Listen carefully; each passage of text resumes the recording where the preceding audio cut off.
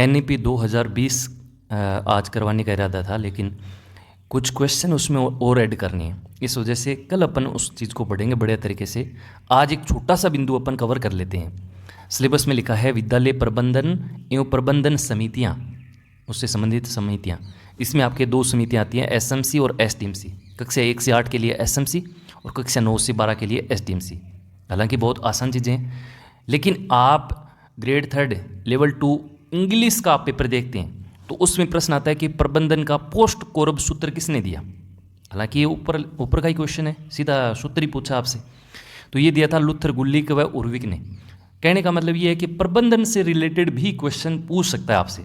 तो मोटा मोटी अपन प्रबंधन के जो सिद्धांत हैं, सूत्र हैं, वो अपन मोटा मोटी देख लेते हैं और क्लास में मैं आपको याद करवा देता हूँ। 5 से 7 मिनट जब भी आपको पूरे दिन में समय मिले, चाय पीते खाना खाते देख लेना। चीज़ें यहाँ से आती हैं तो कॉन्फिडेंस एक आपका अलग ही लेवल का होगा। आइए डिस्कस करें। आप शैक्षिक प्रबंधन पढ़ रहे हैं, विद्यालय प्रबंधन पढ़ रहे हैं, लेकिन प्रबंधन आप देखेंगे तो हर चीज़ में प्रबंधन किया जाता है। आपकी माँ जो है वो आपके घर को चलाने के लिए किस प्रकार से हर चीज़ों को मैनेज करती है, वो भी एक प्रबंधन है। आप तैयारी कर रहे हो, आपके घर वाले पैसे दे रहे हैं, तो उस पैसों का आप किस प्रकार से मैनेज कर रहे हो, वो भी आपका एक प्रबंधन है। मेरी पारकर की एक परिभाषा मैंने लिखी है, हालांकि परिभाषा का क्वेश्चन आपसे नहीं पूछेंगे। प्रबंधन लोगों के माध्यम से और लोगों के साथ मिलकर कार्य करने की एक कला है, साथ मिलकर कार्य करने की, यानी सामूहिक कला है। इसको मेरी पारकर मानते हैं। इसके बाद देखो प्रबंधन की विशेषताएं। अब प्रबंधन की विशेषता में आपको 2-3 बातें ध्यान रखनी है। एक तो देखो ये कला और विज्ञान दोनों है, ऑप्शन में दोनों आए तो दोनों करना है। सामूहिक प्रक्रिया है, व्यक्तिगत नहीं है। सामूहिक ऑप्शन में आए तो वो आपका सही है। इसके अलावा उद्देश्यपूर्ण गतिविधि है, बिना उद्देश्य के तो प्रबंधन हो ही नहीं सकता। और ये एक प्रक्रिया है, यानी साधन है, साध्य नहीं है, ये ध्यान रख लेना। मोटे मोटे 4-5 मैंने लिखे हैं, क्वेश्चन बनेगा तो यहाँ से बन जाएगा आपका। आगे चलिए। अब मैं 4 बातें आपके सामने लिख रहा हूँ, चारों को याद भी करवा देता हूँ, लेकिन क्वेश्चन यहाँ से चारों में से सीधा आपके आ सकता है। पिछली बार ये पोस्ट कोरब वाला आ गया, तो मुझे लगता है इस बार ये साइंटिफिक मैनेजमेंट यानी वैज्ञानिक प्रबंधन के जनक कौन है, ये आपसे पूछ सकते हैं। तो याद रखिएगा, इसके नाम है FW टेलर। FW टेलर याद कैसे रखेंगे? देखो इसमें नाम आ रहा है साइंटिफिक यानी वैज्ञानिक, और यहाँ देखो टेलर। साहब टेलर का नाम आते ही दिमाग में आ गए कि हाँ यार दिमाग वाला बंदा है, विज्ञान वाला बंदा है। तभी तो भाई साहब ये शर्ट हो गई, ये पजामा हो गया, ये आपका पेंट हो गई, तभी तो बनते हैं ना। बिना दिमाग के तो नहीं बन सकते ना कोई वैज्ञानिक चीज़ है, वैज्ञानिक उनमें तरकीब है, तभी बनाते होंगे। इसका मतलब मेरा तो याद करवाने का मकसद था, आपके याद रह गया, कभी नहीं भूलोगे। इसके बाद देखो पोस्ट कोरब का सूत्र, ये दिया था लुथर, गुल्लिक व उर्विक ने। लुथर, गुल्लिक व उर्विक ने। और एक है POCCC, ये दिया था हेनरी फ्योल ने। अब दोनों दिखने में एक जैसे ही लग रहे हैं, तो अपन क्या करेंगे, इन दोनों में एक को याद कर लेंगे। एक को याद कर लिया तो दूसरा अपने आप हो जाएगा। इसमें देखो तीसरे को याद कर लो। देखो इसमें लिखा है PO कितनी बार PO? 3 बार PO। C का मतलब शीशी, और शीशी कौन सी? बोतल। तो 3 बार पियोगे तो आदमी क्या हो जाएगा, फेल हो जाएगा कि नहीं हो जाएगा? तो ऐसे आप इसको ट्रिक बना सकते हो। PO कितनी बार PO? 3 बार। तो 3 बार से लिखना है POCCC। तो 3 बार आदमी बोतल पिएगा, शीशी पिएगा, तो क्या हो जाएगा, फेल हो जाएगा। फेल से आप फ्योल याद रख सकते हो। एक बार आपको थोड़ा सा जचाना है।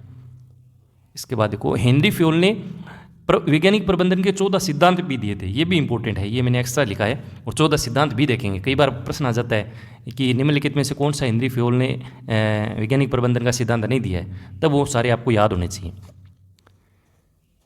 लुथर, गुल्लिक द्वारा एक क्वेश्चन है, दिए गए सूत्र में यानी पोस्ट कोरब में D का क्या अर्थ है, मतलब इस D का क्या अर्थ है? तो इसका अर्थ होता है डायरेक्टिंग, निर्देशन। तो इसका मतलब ये हुआ कि पोस्ट कोरब का सूत्र क्या है, POCCC में C का क्या अर्थ है। तो ये सारे अपन को देखने होंगे, देख लो फटाफट। ये है पोस्ट कोरब, जो आपका किसका है, लुथर गुल्लिक का। लुथर गुल्लिक। तो इसमें देखो P का मतलब क्या है, प्लानिंग।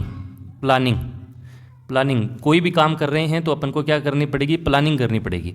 O से है ऑर्गेनाइजेशन, संगठन। S से है नियुक्ति करना यानी स्टाफिंग ध्यान रखना है। और D से है डायरेक्टिंग, ये पिछली साल ग्रेड 3 में पूछ लिया, ध्यान रखना। अब यहाँ CO का मतलब क्या है, कोऑर्डिनेशन है। CO का मतलब क्या है, कोऑर्डिनेशन। ऐसा नहीं है कि C का अलग है O का अलग है, CO का कमांड है ये दोनों, ये ध्यान रखना। CO का क्या है, कोऑर्डिनेशन। और R का क्या है, R का है रिपोर्टिंग, और B का है लास्ट में बजटिंग। अब काम करेंगे तो बजट तो होगा ना, बिना काम के कोई संगठन सफल हो सकता है क्या? तो ये ध्यान रखना है। तो ये पोस्ट कोर्ब का सूत्र किसने दिया था? लुत्रे गुलिक ने। सारे एक बार आप अपनी सरसरी आंखों से निकाल लेना। इसके बाद देखो हेनरी फ्योल। हेनरी फ्योल ने कौन सा दिया था? PO CCC। 3 बार सी आ रहा है, इसका मतलब 3 बार सी का मतलब मैंने ट्रिक से क्या बताया, 3 बार कोई बोतल पियोगे तो क्या हो जाओगे? फेल हो जाओगे। अब देख लो इसमें पी का मतलब क्या है? प्लानिंग है। पी का मतलब क्या है? प्लानिंग। ओ का मतलब क्या है? ऑर्गेनाइजेशन है। सी का मतलब क्या है? कमांड है। कमांड का मतलब आदेश। और इस सी का मतलब है कोऑर्डिनेशन। और अंतिम जो सी है उसका मतलब है कंट्रोल, नियंत्रण। इसको ऐसे भी जचा सकते हो कि हेनरी फ्योल जो है CCP के फेल हो गया और कंट्रोल खो बेटा, कंट्रोल है खो बेटा। तो ऐसे थोड़ा सा लिंक कर सकते हो। अब अपन पढ़ने जा रहे हैं हेनरी फ्योल ने वैज्ञानिक प्रबंधन के कितने सिद्धांत बताए थे? 14। सिर्फ आपको नाम याद रखना है। सबसे पहले है देखो कार्य का विभाजन। अब इसमें एक चीज ध्यान रखो, एक तो है देखो संगठन में कोई भी मालिक, कोई भी अपन संगठन की बात करते हैं, प्रबंधन की बात करते हैं, तो एक तो मालिक है, एक क्या है? कर्मचारी है, कर्मचारी। तो यहाँ पे देखो कार्य का विभाजन, कोई भी अपन प्रबंधन कर रहे हैं तो उसमें अपन जो कार्य है, कोई श्रम है, तो उसका अगर बांट दें कि ये काम आपको करना है, ये काम आपको करना है, ये काम आपको करना है, तो संगठन कितना मतलब शक्तिशाली होगा, कितना मजबूत होगा वो प्रबंधन, है कि नहीं है? सही है ना? तो ये थोड़ा ध्यान रखना। डिवीजन ऑफ लेबर, ये हेनरी फ्योल ने बताया। दूसरा देखो प्राधिकार या उत्तरदायित्व है, यानी अथॉरिटी और रिस्पॉन्सिबिलिटी। हर काम की अपने प्रति रिस्पॉन्सिबिलिटी होनी चाहिए कि ये काम तेरे को दिया था तो ये तू ध्यान रखेगा। जैसे तीसरा देखो अनुशासन, डिसिप्लिन। आप विद्यालय में देखते हो प्रोग्राम होते हैं 15 अगस्त 26 जनवरी, शिक्षकों को देखते हो कितना अनुशासन में वो रहते हैं, चाहे वो विद्यालय के प्रति हो, चाहे वो स्टूडेंट के प्रति हो, चाहे गांव से पधारे हुए अतिथि हैं उनके प्रति हो, एक अनुशासन फील कराते हैं, है कि नहीं है? एक अनुशासन होना चाहिए। किस समादेश की एकता, यानी यूनिटी ऑफ कमांड। किसी एक की आप पालना करते हो तो ये मान के चलो वो क्या होगा? संगठन मजबूत होगा, प्रबंधन अच्छा होगा। अपन कहते हैं ना कि यार घर सारा पंच हो रहे हैं तो वो काम बिगड़ सी कौन बिगड़ सी, तो यही है यूनिटी ऑफ। अगला है दिशा की एकता, यानी निर्देश की एकता, डायरेक्शन ऑफ यूनिटी। एक निर्देश, एक दिशा। इसमें क्या होता है? ऊपर वाले और नीचे वाले इन दोनों में अंतर क्या है? यूनिटी ऑफ कमांड तो होता है कर्मचारियों के लिए कि मेरा आदेश आप सबके लिए सर्वोपरि है, और यूनिटी ऑफ डायरेक्शन यानी हमारा जो संगठन है उसकी एक दिशा होनी चाहिए। सबको ये लगना चाहिए कि यार ये मेरा काम नहीं है, ये अपना पूरे संगठन का काम है, ये अपन सब जो है इसको सफल बनाएंगे। तो ये है यूनिटी ऑफ डायरेक्शन, एक दिशा का सिद्धांत। अगला है सामान्य हित के लिए व्यक्तिगत हित की अधीनता। ऐसा नहीं है कि आप अपना हित सोचें, कोई भी संगठन में संगठन सर्वोपरि है ना? तो ये थोड़ा ध्यान रखना है। पारिश्रमिक यानी रीन्यूमरेशन, ये थोड़े इंग्लिश वाले टर्म ध्यान रखना, हिंदी वाले कई बार बदल जाते हैं। पारिश्रमिक का नाम से ही आप समझ सकते हो सबको अपना एक परिश्रम मिलना चाहिए, तभी मोटिवेशन मिलता है। तो है नहीं कि कोई कर्मचारी काम कर रहा है और उसको उसका वेतन नहीं मिल रहा है तो कॉन्फिडेंस कैसे आएगा? वो प्रबंधन में क्या अपनी भूमिका निभा पाएगा? तो ये होना चाहिए। इसके बाद देखो केंद्रीकरण, हाँ सेंट्रलाइजेशन। ये हेनरी फ्योल ने बताया है कि आपका जो संगठन है उसमें एक आदमी जो है उसके नियंत्रण में चीज़ें होनी चाहिए। हालांकि ये चीज़ मतलब ज़्यादा सही भी नहीं है, लेकिन हेनरी फ्योल ने बताया है क्योंकि जब बड़े लेवल का काम होता है ना तो एक आदमी से वो प्रबंधन करना मुश्किल होता है, तो वो काम बंटे हुए होते हैं। तो आपको ध्यान रखना है कि सेंट्रलाइजेशन भी इन्होंने बताया है। इसके बाद देखो स्कॉलर चेन, ये होता है आदेश की श्रृंखला, यानी एक चैन होती है। पहले अधिकारी यानी मालिक बड़ा होता है, वो अपने से छोटे को काम देता है, फिर छोटे और छोटों को देता है, तो ऐसे एक चैन होती है। समझ गए? बस इतना ही ध्यान रखना है। इसके बाद देखो क्रम या ऑर्डर प्लेसमेंट। कोई भी अपन काम दे रहे हैं किसी कर्मचारी को तो उसका एक निश्चित काम होना चाहिए।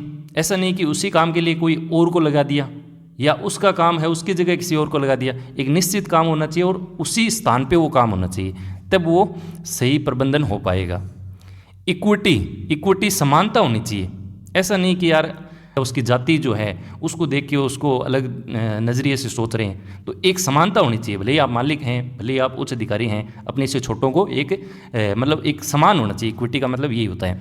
इसके बाद देखो कार्यकाल की स्थिरता यानी स्टेबिलिटी होनी चाहिए। जैसे आप काम कर रहे हो तो ऐसा तो है नहीं कि यार कोई समय पाबंद नहीं है, आप रात के 9 बजे लगे हो 10 बजे लगे हो, है ना? तो एक स्थिरता होनी चाहिए कि आपको इतना काम करना है और इतने समय में ये आपको करना है।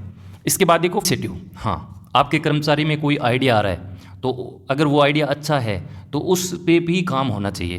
वो भी क्या पता वो एक अच्छा रिजल्ट लेके आ सकता है, हैं? टेंट लगाने वाला कई बार क्या सोचता है कि यार ये पकोड़े वाले यहाँ सेट होने चाहिए, ये रसगुल्ले यहाँ सेट कर दूँ ताकि ये बढ़िया हो जाए, है ना। तो सबके आइडिया जो हैं, सबकी पहल है, उसको प्राथमिकता दी जानी चाहिए। अंतिम है आपका एस्प्रिट दे समूह है भावना। ऐसा नहीं कि आप को किसी और नज़र से देख रहे हो, एक सामूहिक भावना होनी चाहिए। संगठन हमेशा एक सामूहिक भावना का ही जो है निर्णायक या अपन कह सकते हैं परिणाम की ओर ले जाता है। तो ये अपन ने मोटा मोटी सारे देख लिए। इंद्रिय फ्यूल के 14 सिद्धांत ध्यान रखनी है मोटा मोटी, मेरे अगर शब्द याद रह जाएं तो वो अच्छी बात है।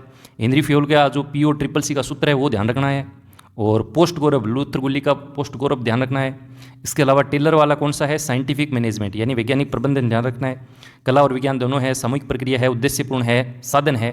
ठीक है, तो आज की इस कक्षा में इतना ही। फिर एक नई चर्चा के साथ दोबारा मिलेंगे। चीज़ें समझ में आई हैं तो कमेंट जरूर करिएगा। आपके कमेंट को देख के लगता है कि यार वीडियो और बनानी चाहिए। Thank you so much, have a nice day.